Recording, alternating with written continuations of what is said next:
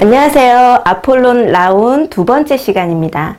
이번 시간에는 6가지 핵심 역량 중에서 의사소통 역량을 키우기 위해 내 마음을 표현해요 라는 주제를 가지고 감정을 어떻게 적절하게 표현할 수 있을까, 또 내 마음을 어떻게 감정을 잘 읽을 수 있을까 라는 부분에 대해서 이야기를 나눠보려고 합니다. 먼저 내 마음을 보여주세요 라는 제목으로 좀 시작을 해보려고 하는데요. 마음이라는 게 실제 눈에 보이지 않죠. 그런데 우리는 어떻게 상대방의 마음을 알 수 있나요? 그렇죠.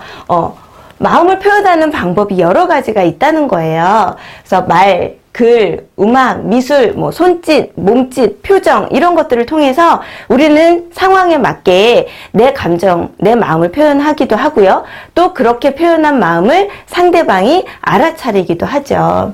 우리가 이 마음을 전달을 서로 주고받으면서 어때요? 공감이라는 걸 하게 됩니다. 그래서 오늘 그 주제에 맞는 역량이 뭐였어요? 의사소통 역량이었잖아요. 우리 아이들이 의사소통을 잘하는 데 있어서 물론 말을 잘하는 것도 굉장히 중요하지만 이렇게 감정을 나누고 공감을 한다라는 게 의사소통 역량을 키우는데 굉장히 중요한 요소라는 거죠. 그래서 이렇게 마음을 여러 가지 방법으로 표현할 수 있는데 이렇게 표현을 한다는 건 무엇이 전제가 되어야 할까요? 그렇습니다. 내 마음이 어떤지 잘 알아야 그걸 적절히 표현할 수가 있는 거거든요. 내가 내 마음을 어떤지 모르는데 어떻게 표현을 할 수가 있겠어요. 그죠? 그래서 우리 아이들하고 내 마음이 어떤 상태인지를 알아보게끔 하는 것도 굉장히 중요한 작업 중에 하나입니다. 그래서 이 마음을 인식하는 거, 내 마음이 어떤지를 이해해보는 활동으로 이렇게 한번 연계를 해보시는 게 좋아요. 그래서 나의 마음을 색깔로 표현을 해보는 거죠. 그래서 A4 빈 종이에 지금 현재 내 마음 또는 과거에 조금 이렇게 기억에 남았던 어떤 사건에 같이 연상되는 감정들이 있거든요. 그런 감정들을 색으로 표현을 해보는 거예요. 근데 아이들 의외로 잘합니다. 어려워하지 않아요. 그래서 약간 밝은 색깔의 색깔을 이렇게 칠하는 것들은 좀 기분 좋은 상황들을 많이 표현을 하고요. 좀 어두운 색깔을 쓰는 경우는 좀 내가 힘들거나 화났던 상황 이런 것들로 많이 표현을 합니다. 그래서 여기 색깔 자체가 중요한 건 아니고요. 왜 그런 색을 선택을 했는지 그 마음을 이렇게 말로 설명을 해보게 하는 이 과정이 훨씬 더 중요하다라고 할 수 있어요. 그래서 내가 검정색으로 색을 표현한 이유는 그때 내가 굉장히 힘들고 억울해서 이런 상황 때문에 내 마음이 너무 무겁고 아팠습니다. 그래서 검정색으로 표현했어요. 또는 회색으로 표현했어요. 이렇게 이야기를 한다라는 거죠. 그랬을 때 그 이야기를 듣고 듣는 친구들도 충분히 공감을 할 수가 있거든요. 그래서 처음에 간단하게는 색으로 내 마음을 한번 표현을 해보자 라는 것도 아이들하고 쉽고 또 재미있게 이렇게 활동으로 연계할 수 있는 방법 중에 하나입니다. 자, 내 마음을 이렇게 보여주는 거 색으로 한번 표현을 해봤는데요. 이제는 감정 단어로 표현을 해볼 수 있으면 좋을 것 같아요. 우리 아이들이 실제로 알고 있는 감정 단어, 사용하고 있는 감정 단어가 많지 않습니다. 그래서 우리 아이들한테 이런 질문을 던져보시는 거예요. 감정을 표현하는 단어 아는 대로 한번 이야기해보자 라고 하시는 거죠. 그래서 우리 아이들이 알고 있는 감정 단어를 이야기하면 우리 선생님들은 어때요? 칠판에다가 아이들이 이렇게 제시한 감정 단어를 다 적어보는 거예요. 그러면 실제로 10개를 넘고 15개 이상 되는 경우가 많지 않더라고요. 그래서 슬픔, 화남, 기쁨, 행복 이런 거 외에 사랑한다 이런 평소에도 정말 흔히 쓰는 몇 개의 단어를 제외하면 10개 이상 쓰는 경우가 많지 않아요. 그 20명이 가까운 아이들이 이야기를 해도 20개를 넘는 경우는 거의 없었거든요. 그래서 내 감정을 적절히 표현하는데 그 열 몇 개의 단어를 가지고 어떻게 다 표현을 섬세하게 할 수가 있겠어요. 그래서 이번 시간에는 다양한 감정 단어가 있다라는 거를 우리 아이들이 좀 이렇게 잘 알 수 있도록 이 단어를 활용한 수업을 연계를 해보는 거거든요. 그래서 최근에 내가 느낀 감정과 왜 그렇게 그 감정을 느꼈는지에 대해서 내가 원하는 것이 이루어졌을 때 또 원하는 것이 이루어지지 않았을 때 때 두 가지 상황을 생각해보고 감정 단어를 찾아서 작성하게 해보는 겁니다. 그래서 최근에 내가 느낀 감정, 원하는 것이 이루어졌을 때는 통쾌한, 왜 그렇게 느꼈는지를 질문을 했을 때는 축구 경기에서 골을 넣었을 때라고 표현을 했어요. 그래서 우리 아이들이 막상 감정 단어를 먼저 떠올려 보라고 하면 다양한 케이스가 나오긴 해요. 이렇게 읽어보면서 감정 단어에 맞는 상황이 떠올라서 작성을 하는 친구들도 있고요. 선생님 너무 어려워요. 감정 단어에 맞춰서 하는 게 너무 힘들어요. 라고 한다면 상황을 먼저 떠올려 보게 하고요. 그게 바로 왜 그렇게 느꼈나요? 랑 같은 맥락이거든요. 그래서 상황을 떠올리고 그 상황에서 내가 느꼈던 감정을 찾아보라고 하면 좀 쉽게 찾는 친구들도 있어요.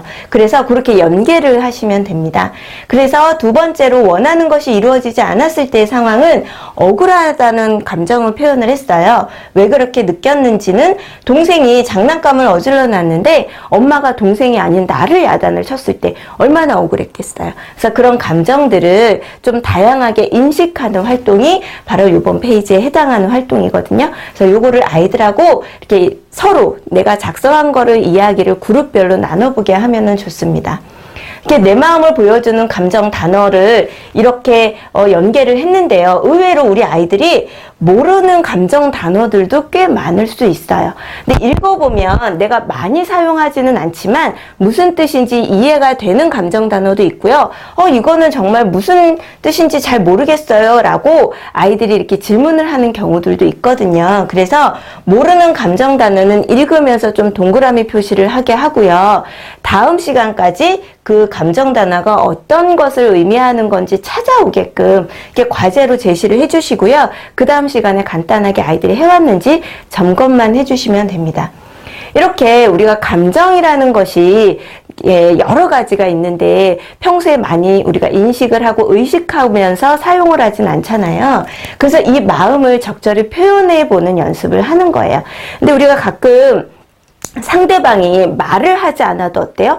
표정만 보고도 상대방의 감정이 예측이 되는 경우도 있어요. 그래서 어머 너 오늘 무슨 일 있니? 얼굴이 굉장히 무슨 걱정 있는 사람 같아. 이렇게 그쵸? 그래서 내 마음을 감정 단어를 가지고 손짓이나 표정, 몸짓으로 이렇게 표현을 해보고요. 그걸 다른 친구들이 맞춰보는 게임 형태로 진행을 해보면 아이들이 굉장히 재미있어 합니다. 그래서 감정 단어 중에서 각각 하나를 정하는데요. 앞 페이지에 보시면 원하는 것이 이루어졌을 때, 원하는 것이 이루어지지 않았을 때 감정 단어가 이렇게 나누어서 제시가 되어 있었잖아요. 그 중에 각각 하나씩을 골라서 그걸 이렇게 몸으로 표현해 보도록 하는데요. 이걸 표현을 하는데 그룹별로 이렇게 돌아가면서 해도 상관은 없어요. 근데 이걸 활동을 그렇게 하다 보니까 굉장히 그게 감정을 몸짓으로 표현하는 거를 어색해하고 힘들어하는 친구들이 있으면 그 다음으로 좀 진도가 이렇게 나가지를 않고 그 친구한테 약간 이렇게 시선이 이렇게 몰리면서 굉장히 당황스러운 상황이 연출이 되거든요. 그래서 이 활동은 좀 평소에 그 반 안에서 자기 표현을 이렇게 적절히 잘하는 친구들 있어요. 표현력이 좋은 친구들. 그래서 그 친구들을 몇 명을 선발을 해서 그 친구들에게 이 제시된 것 중에서 본인이 잘 표현할 수 있는 거를 고르게 한 다음에 전체 활동으로 좀 연결을 해서 진행을 하시는 게 훨씬 더 재미있고 또 이렇게 표현을 하는 친구도 맞추는 친구도 이렇게 즐겁게 수업을 이어나가실 수가 있거든요. 그래서 이렇게 약간 게임식으로 해서 아이들이 다양한 감정 단어를 맞추고 표현해 보도록 하는 활동으로 연계를 해보시면 좋습니다. 그리고 이제 감정을 조절을 하는 이야기가 나왔어요. 조절한다라고 하면 우리 아이들은요, 무조건 참는 게 조절한다라는 거라고 생각을 해요. 그리고 또 의외로 부정적인 감정, 그러니까 좀 원하는 것이 이루어지지 않았을 때 올라오는 그런 감정들은 나쁜 감정이라고 생각을 해서 표현을 하면 안 된다라고 이렇게 인식을 하고 있는 친구들이 덜어 있거든요. 그렇지만 우리 감정이라는 것 자체는 어때요? 내 마음의 신호입니다. 그래서 굉장히 중요한 영역이에요. 그래서 이것들을 너무 이렇게 억누르거나 표현을 자제하도록 하는 거는 좋지 않은 방법이겠죠. 그래서 감정 조절이라고 하는 거는 상황에 따라서 적절히 표현하는 것도 조절이고요. 참는 것도 조절이라는 거를 좀 강조를 해주셨으면 좋겠어요. 그래서 학교에서 보면 은따, 왕따 이렇게 좀 이렇게 왕따를 당하는 친구들을 보면 싫다라는 거, 아이들이 나한테 놀리는 말을 하거나 나를 괴롭혔을 때 내가 그게 불편하고 힘들어 라고 하는 그 표현을 너무 못해서 그런 상황으로 자꾸 연결되어지는 경우도 많이 있잖아요. 그래서 무조건 참는 게 조절하는 게 아니라 내가 싫으면 싫다, 기분 나쁘다, 그런 말은 난 듣기 싫다라고 내 감정을 이렇게 적절히 표현하는 것도 조절에 해당한다라는 것들을 아이들한테 설명을 해주시면 좋겠습니다. 그래서 내가 아무리 지금 현재 기분 좋은 상황이라 하더라도 상대방이 뭔가 안 좋은 일이 있을 때는 내 기분 좋은 감정을 어때요? 한 번 정도는 누르고 상대방의 감정에 맞춰주어야 되는 상황도 있을 수 있겠죠. 그래서 우리의 감정을 이렇게 신호등으로 표현을 했는데요. 무조건 좋은 감정이라고 다 표현하고 좀 힘든 어려운 감정이라고 해서 무조건 이렇게 참고 이게 아니라 상황에 맞게 적절하게 표현하는 거, 적절하게 참는 거, 즉 감정을 조절하는 방법을 우리 아이들이 상황에 맞게 적용할 수 있는 것이 무엇보다 중요하다라는 부분을 아이들한테 좀 많이 강조를 해주셨으면 좋겠어요. 그래서 우리 아이들과 함께 내가 새로운 마음으로 멋지게 표현을 해봐야 되는데 내가 기존에 어떤 식으로 그 상황에 내 감정을 표현했었는지를 먼저 점검을 해보고요. 그럼 내가 앞으로는 이걸 이렇게 좀 바꿔서 표현을 해봐야 되겠다라고 하면서 그걸 점검해보는 활동입니다. 그래서 먼저 우선은 상황과 감정, 기존에 있었던 상황과 감정을 먼저 작성을 해보는 거예요. 그리고 그 상황에 따라서 내가 했던 생각이나 말, 행동들을 기록을 하는 거죠. 그랬을 때 내가 이런 행동을 했을 때 어떤 결과가 나왔는지 결과를 작성을 해보는 겁니다.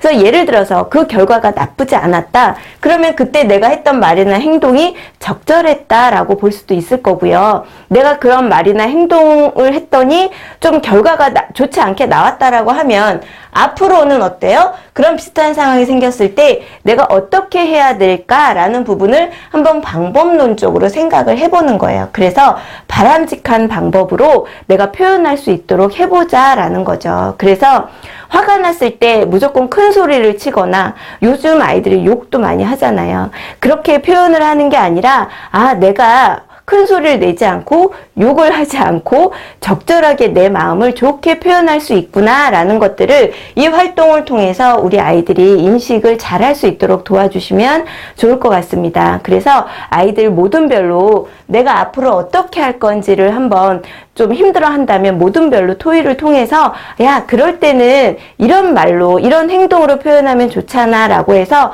서로 조언도 하고요. 그래서 서로 의견을 나누다 보면 그런 방법 너무 좋다. 나도 그렇게 한번 해봐야지 라고 하면서 서로에게 배우는 시간도 될 수 있거든요. 그래서 하나 정도는 한번 작성을 해서 그룹별로 이렇게 모든 별로 의견을 나눠보게 하는 것도 좋고요. 또 하나 정도는 과제로 한번 내주셔서 진지하게 앞으로 어떻게 내가 그 결과를 다른 좋은 결과로 만들 수 있는 방법을 좀 고민해서 작성을 해올 수 있도록 과제로 내주시는 것도 좋습니다. 그래서 내 감정, 내 마음을 어떻게 적절히 표현해야 할지 이번 시간을 통해서 아이들하고 했던 느낀 점이라든지 이런 것도 한번 공유를 해보시고요.